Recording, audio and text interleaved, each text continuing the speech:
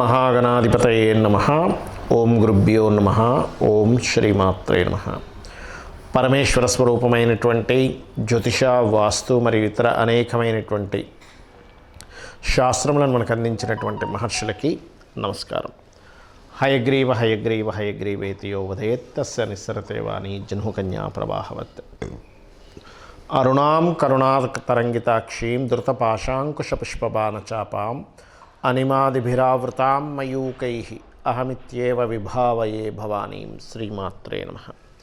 ప్రేక్షకులకి ఆ లలితాంబిక అమ్మవారి యొక్క అనుగ్రహం పరిపూర్ణంగా కలగాలని మనస్ఫూర్తిగా కోరుకుంటూ, ముఖ్యంగా ఏంటంటే ఈరోజు మనం చెప్పుకోబోయేటువంటిది ప్రతి లగ్నానికి, అంటే మనకి 12 రాసులు ఎలా ఉంటాయో 12 లగ్నాలు ఉంటాయి. లగ్నం తెలిసిన వారు లగ్నం నుంచి చూసుకోండి నేను చెప్పేది, రాశి తెలిసిన వారు రాశి నుంచి నేను చెప్పేది పాటించవచ్చు. అయితే ఈ వీడియోలో మనీ, ఫైనాన్షియల్గా అంటే ధనపరంగా మీరు అభివృద్ధి కావాలి అంటే మీ లగ్నరీత్యా లేదా మీ రాశిరీత్యా ఎటువంటి విధి విధానాలు పాటించాలి, ఏ దేవత ఆరాధన చేసుకోవాలి, గోవుకి ఏం తినిపించాలి, ఎటువంటి నియమాలు పాటించాలి అనేటువంటిది స్పెసిఫిక్గా ఒక్కొక్క లగ్నం నుంచి వస్తుంది. ఆ రకంగా మనం దీంట్లో కొంతమందికి మరి అందరికీ డేట్ ఆఫ్ బర్త్ ఉండాలని లేదు, టైం ఉండాలని లేదు, నక్షత్రం తెలియాలని లేదు. వాళ్ళు కూడా ఏం చేసుకోవాలో వీడియో ఆఖరిలో చెప్తాను. అదేవిధంగా కొన్ని కండిషన్స్ కూడా ఉంటాయి, అవన్నీ కూడా నేను మీకు చెప్తాను. సో 1 by 1గా మనం తెలుసుకుందాం. వృషభ లగ్నము, వృషభ రాశి. లగ్నం తెలిసిన వాళ్ళు లగ్నం నుంచి చూసుకోండి, రాశి తెలిసిన వాళ్ళు రాశి నుంచి చూసుకోవచ్చు, అందులో ఎటువంటి సందేహం లేదు.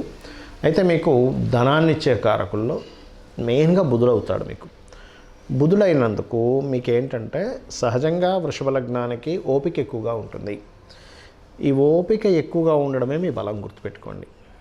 ఎవరికో 100లో 1000లో ఒకరికి ఉండదు. ఎందుకంటే వాళ్ళకి జన్మజాతకంలో ఉండే అధిపతి, లగ్నాధిపతి పాడవుతాడు వాళ్ళకి, అందుకని వాళ్ళకి ఉండదు. కానీ అదర్వైజ్ ఓపిక ఎక్కువగా ఉండే లగ్నంగా చెప్తూ ఉంటారు. అయితే మీకు ధనాధిపతి బుధుడయ్యాడు కాబట్టి, వాక్కు కారకుడు, బిజినెస్ కారకుడు అయ్యాడు కాబట్టి, మీకు గనక బుధుడు మీ జన్మజాతకంలో బాగున్నాడా, మీ యొక్క తెలివితేటలతో ఖచ్చితంగా మీకు ధనయోగం కలుగుతుంది, అందులో ఎటువంటి సందేహం లేదు. అయితే ఇక్కడ ఒక్కొక్క జాతకాలకు ఒక్కొక్కరి మూలంగా వస్తుందని చెప్పాను కదా. మీకు సంతానం మూలంగా ధనయోగం కలుగుతుంది, గుర్తుపెట్టుకోండి. మీకు సంతానం కలిగినప్పటి నుంచి కలుగుతుంది 99.99%. మరి 0.1% వాళ్ళకి ఎందుకు మిస్ అవుతుందంటే వాళ్ళ జన్మజాతకంలో బుధుడు బాగోడు, సింపుల్ లాజిక్. మరి మీరు ఎవరి ఆరాధన ఎక్కువగా చేయాలి? విష్ణు ఆరాధన మీరు ఎంత చేస్తే అంత ఫైనాన్షియల్ గ్రోత్ ఉంటుంది. విష్ణువు, సుబ్రహ్మణ్యేశ్వర స్వామిది కూడా చేయండి. సుబ్రహ్మణ్యేశ్వర స్వామి, గణపతి ఆలయాలకు కూడా వెళ్తూ ఉండడం. ఒక్కోసారి బ్లాకేజెస్ ఉంటే మీ ఫైనాన్షియల్ బ్లాకేజెస్ కుజుడు, కేతువు తీరుస్తారు, ఇది గుర్తుపెట్టుకోండి. అలాగే మీరు ఒక విషయం గుర్తుపెట్టుకోవాల్సింది ఏంటంటే శుక్రవారాలు, శనివారాలు, శనివారాలు పర్టికులర్గా మీరు నవగ్రహాల్లో శుక్రుడి దగ్గర, శని దగ్గర నువ్వుల నూనెతో దీపారాధన చేసి, అదే ఆలయంలో స్వామివారి, అమ్మవారి దగ్గరికి వెళ్ళి ఒక 3 ప్రదక్షిణాలు చేసుకొని కూర్చొని మీరు ఓం శ్రీమాత్రే నమః, ఓం నమో వెంకటేశాయ అనే నామాన్ని ఒకసారి ఓం శ్రీమాత్రే నమః, ఒకసారి ఓం నమో వెంకటేశాయ నామాన్ని కనుక చేసుకుంటూ ఉన్నట్లయితే, చాంటింగ్ చేస్తున్నట్లయితే 100% మీరు సక్సెస్ అవుతారు. అయితే ఇందులో వృషభం వారికి వేటి వల్ల మీకు ఇబ్బంది వస్తుంది, ఇది గుర్తుపెట్టుకోండి. ఫైనాన్స్లో వేటి వల్ల ఇబ్బంది వస్తుంది అంటే, వ్యాపార కారకుడు బుధుడు కనుక మీకు బాగోలేడు అనుకోండి, బుధగ్రహం బాగోలేదు, అప్పుడు వ్యాపారంలో అడుగు పెట్టడం వల్లే వస్తుంది. 99% అట్లా జరగదు. కానీ ఈ బుధుడు బాగున్నాడు లేదో ఒకటి చూసుకోవాలి, ఒకటి గుర్తుపెట్టుకోండి. రెండవది ఏమిటంటే, ఇక్కడ కొంతమందికి షేర్ మార్కెట్ బాగుందో లేదో చూసుకోకుండా ఈ షేర్ మార్కెట్ అని, బిట్ కాయిన్స్ అని వీటిల్లోకి ఎంటర్ అవుతూ ఉంటారు. ఇటువంటి విషయాల్లో కూడా చాలా కేర్గా, చాలా జాగ్రత్తగా అడుగు వేయాలి, గుర్తుపెట్టుకోండి. చాలా కేర్గా, చాలా జాగ్రత్తగా అడుగు వేసినట్లయితే మీకు అక్కడ మీకు ఒక క్లారిటీ వస్తుంది, అసలు నేను ఇప్పుడు వెళ్ళాలా వద్దా అనేటువంటిది. ఎందుకంటే సర్వసాధారణంగా ఈ వృషభ లగ్నంలో జన్మించినప్పుడు గురుగ్రహం గనక ఏమాత్రం పాడైనా చాలామంది ఎక్కడ ఇబ్బంది పడతారంటే, వృషభ లగ్నంలో పుట్టి కొంతమందికి వాళ్ళకి స్కూల్స్, కాలేజెస్, ట్రైనింగ్ సెంటర్స్ విషయాల్లో వాళ్ళకి పెద్దగా యోగం లేదనుకోండి, అంటే గురువు పాడయ్యాడు పర్టికులర్గా, అష్టమ లాభాధిపతి పాడయ్యాడు, అందులో ఏదో వస్తుంది.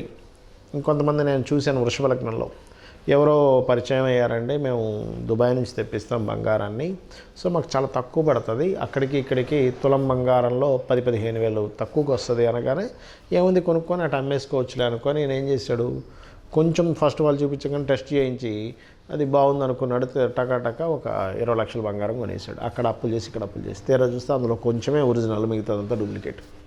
అంటే ఏమిటి, గోల్డ్ రిలేటెడ్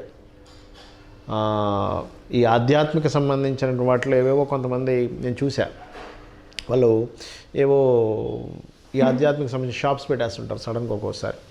వాళ్ళకి అసలు అది యోగిస్తుందా యోగించదా చూసుకోరు. కాబట్టి ఈ యొక్క విషయాలు ఇవి కొంచెం చూసుకోవాలి, ఎందుకంటే 8th and 11th లార్డ్షిప్ వచ్చింది కాబట్టి. అలాగే మీకు మీ వ్యాపారాలలో మీరు ఏదైనా వ్యాపారం చేస్తున్నాడు, బుధుడు బాగుంది, సంతానం కనుక ఆ వ్యాపారాలు ఇన్వాల్వ్ అయితే ఇంకా గ్రోత్ ఉంటుందనే విషయం మీరు అర్థం చేసుకోండి. ఇక మీరు నిత్యము చేయవలసినటువంటి నామస్మరణ ఏమిటి ఫైనాన్షియల్ గ్రోత్కి అంటే, ఓం నమో నారాయణాయ అనే నామస్మరణ చేయండి, అనే విధాలు బాగుంటుంది. అయితే ఇక్కడ చాలామందికి డేట్ ఆఫ్ బర్త్ కానీ టైం కానీ ప్లేస్ కానీ ఏమీ ఉండవు, కానీ వాళ్ళకి ఫైనాన్షియల్ గ్రోత్ ఉండదు. మరి చూపించుకుందామంటే జాతకం చూపించుకుందామంటే తెలియదు. అప్పుడు వారు ఏం చేయాలో కూడా చెప్తారని మీకు. వాళ్ళు చాలా సింపుల్గా ఒకటే విషయం గుర్తుపెట్టుకోండి. పాయింట్ నెంబర్ 1, నిత్యము కూడా ఎర్లీ మార్నింగ్ నిద్ర లేచి 5 గంటలప్పుడు ఆ సమయంలో కనుక చక్కగా కాలకృత్యాలు తీర్చుకొని లలితా సహస్రనామాలు రెగ్యులర్గా వినడం. మొత్తం సహస్రనామాలు నోటికి రాదు, కేవలం వినడమే అనేది నాకు ఎంత ఎలాగో ఉందండి అనుకుంటే మీరు నవవిద్రుమ బింబస్త్రీ న్యక్కారి విధనచ్చదాయే నమః అనే నామస్మరణ చేసుకోండి. దీనికి ముందు ఓము లాస్ట్లో నమః కలుపుకొని చేసుకోవచ్చు. ఒకటి. రెండవది, మీకు దగ్గరలో గోశాలలు కనుక ఉన్నట్లయితే గోవులకి చక్కగా మీరు బెల్లం ఉంటుంది, పిడికెడు బెల్లము, గోంగూర, మరియు ఇది శనివారం బుధవారం పెట్టచ్చు. శుక్రవారాలు ప్రత్యేకంగా నూనె వేయకుండా చేసినటువంటి చపాతీలకి తేనె పూసి చిన్న చిన్న ముక్కలుగా చేసి దేశీవాలి గోవుకు తినిపించండి. ఖచ్చితంగా మీకు ఏమవుతుందంటే ఈ ఫైనాన్షియల్ గ్రోత్ అనేటువంటిది మీ జన్మజాతకంలో మీకు ఏ దశ నడుస్తుందా, ఏ లగ్నము, ఏ రాశి ఏమీ తెలియకపోయినా కూడా ఈ రెమెడీ చేయడం ద్వారా మీకు ఖచ్చితంగా ఫైనాన్షియల్ గ్రోత్ ఉంటుంది. ఇక వాస్తుపరంగా కూడా మనం ఫైనాన్షియల్ గ్రోత్ ఆగిపోతూ ఉంటుంది ఒక్కోసారి మనకి. ఎందుకు అంటే, ఒకటి, వాస్తులో విశ్వకర్మ ప్రకాశిక చెప్పినటువంటి గ్రంథాల్లో ఉత్తరే నిధి సంస్థితం అని చెప్పడం జరిగింది. అంటే ఉత్తరం వైపు నిధులు పెట్టుకోవాలి. చాలామంది తెలియక ఏం చేస్తారంటే వాస్తుపరంగా ఉత్తరంలో ఎక్కడా కూడా వీళ్ళు మనీ పెట్టరు. అదే కాకుండా ఉత్తరంలో రెడ్ కలర్స్ వేయడము, అగ్ని సంబంధించినవి పెట్టడం, ఇలాంటివి చేస్తుంటారు. ఎల్లో కలర్స్ వేయడం, ఇవి వేయకండి. ప్యూర్ వైట్ కలర్ ఉండేలా చూసుకోండి. లోపల వైపు అంటే ఇంటి లోపల వైపు ఉత్తరం గోడకి, అలాగే ఉత్తరం మధ్యలో చిన్న లాకర్ లాంటిది పెట్టుకుని అందులో కొన్ని డబ్బులు పెడుతుండండి, లేదా చిన్న డబ్బీ పెడతాయని పెడుతూ ఉండండి. అలాగే నైరుతి బెడ్రూమ్లో నైరుతి మూలలో బీరువా పెట్టకుండా వాయువ్యం అంటే నైరుతి బెడ్రూమ్లో వాయువ్యంలో పెట్టండి, మొత్తం ఇంటికి కాదు. నైరుతి బెడ్రూమ్లో వాయువ్యంలో, అక్కడ మీకు గెయిన్స్ అండ్ ప్రాఫిట్ జోన్ అంటారు కాబట్టి అక్కడ మీరు ధనం పెట్టడం ద్వారా మీకు గ్రోత్ ఉంటుంది. నైరుతిలో కొంతమంది పెడుతుంటారు, కానీ ఏమవుతుంది, ఎందుకు వద్దు అంటున్నారంటే ఒక్కొక్కసారి మనకు కనుక టిల్ట్ 345, 350 డిగ్రీస్ ఇటు టిల్ట్ అయిందనుకోండి ఎప్పుడైనా, అప్పుడు ఏమవుద్ది, అది దక్షిణ నైరుతి అయిపోయే ఛాన్స్ ఉండి మీకు వేస్టేజ్ అవుతూ ఉంటాయి డబ్బులు. కాబట్టి వాస్తుపరంగా ఈ జాగ్రత్తలు తీసుకోండి. ఇంట్లో ఫైనాన్స్ ప్రొడ్యూస్ అవ్వడానికి ఆగ్నేయంలో పర్టికులర్గా మొక్కలు ఎక్కువగా పెంచుతూ ఉండండి. గ్రీన్ కలర్ బల్బ్ ఒకటి పెట్టండి. అలాగే స్టవ్ కింద కూడా గ్రీన్ టైల్స్ పెట్టండి. ఇప్పుడు దీనివల్ల ఏమవుతుందంటే బెనిఫిట్స్, అదేవిధంగా కుబేర స్థానాన్ని మీరు చక్కగా క్లియర్గా చేసుకుంటున్నారు, మనీ ప్రొడ్యూస్ అవ్వడానికి ప్లానింగ్ చేసుకుంటున్నారు వాస్తుపరంగా. ఈ జాగ్రత్తలు తీసుకోండి. అలాగే ఇంకొకటి ఏంటంటే ఎప్పుడైనా గుర్తుపెట్టుకోండి, మీరు మీ సబ్కాన్షియస్ మైండ్ అంటే అమ్మవారు. మీరు ఎప్పుడు కూడా నెగటివ్ మాట్లాడే వాళ్ళతో ఫ్రెండ్షిప్స్ కానీ, నెగిటివ్గా థింక్ చేసే వాళ్ళతో మాట్లాడడం కానీ అస్సలు చేయకండి. డబ్బులు సంపాదించాలనుకునేవారు, ఎందుకంటే ఎంతసేపు వాళ్ళు ఏం చేస్తారు, ఎవడెవడైతే లాస్ అయ్యారో ప్రపంచంలో, లాభం అనేది ఖచ్చితంగా జరుగుతుంటాయి ప్రతి మనిషికి.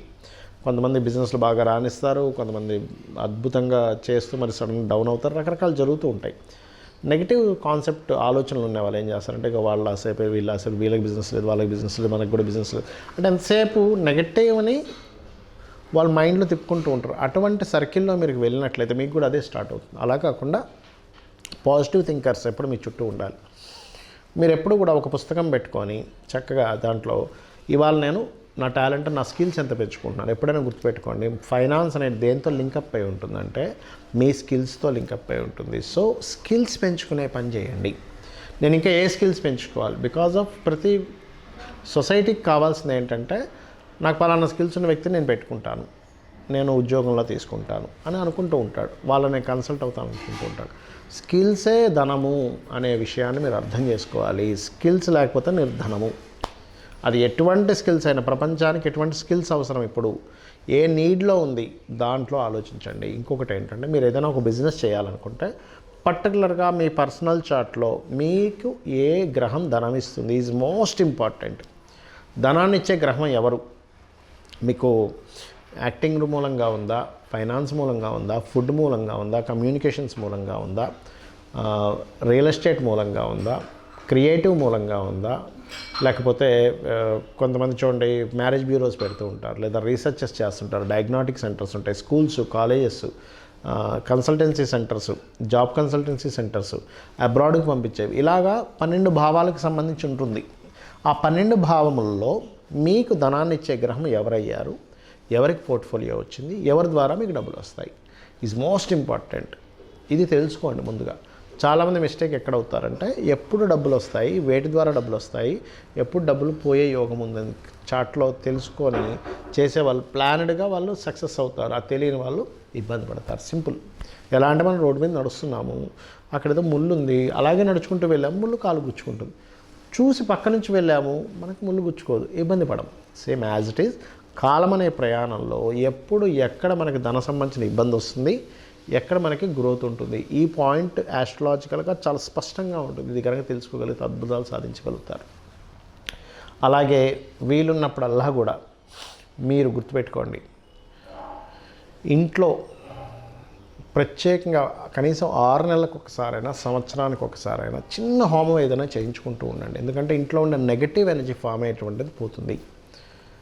అలాగే మరొక విషయం ఏంటంటే ఇక్కడ గోవులు ఉంటాయి, దగ్గరలో మీకు గోశాలలు ఉంటాయి, అప్పుడప్పుడు వెళ్ళి విజిట్ చేస్తూ ఉండండి. ఎందుకంటే మీ జాతక చక్రంలో ఉండేటువంటి గ్రహస్థితి ఏదైతే ఉందో ఆ గ్రహస్థితి అంతా కూడా మీ ఆరాతోని, మీ షట్చక్రాలతో ఫామ్ అయి ఉంటుంది.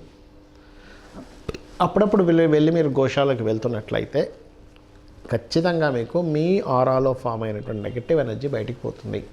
పాజిటివ్ ఎనర్జీ ఎప్పుడైతే ఉంటుందో అక్కడ దేవత ఉంటుంది. దేవతల యొక్క అనుగ్రహంతో మనకు ధనం వస్తుంది. మన ప్రయత్నాలు కూడా ముందుకు సాగుతూ ఉంటాయి.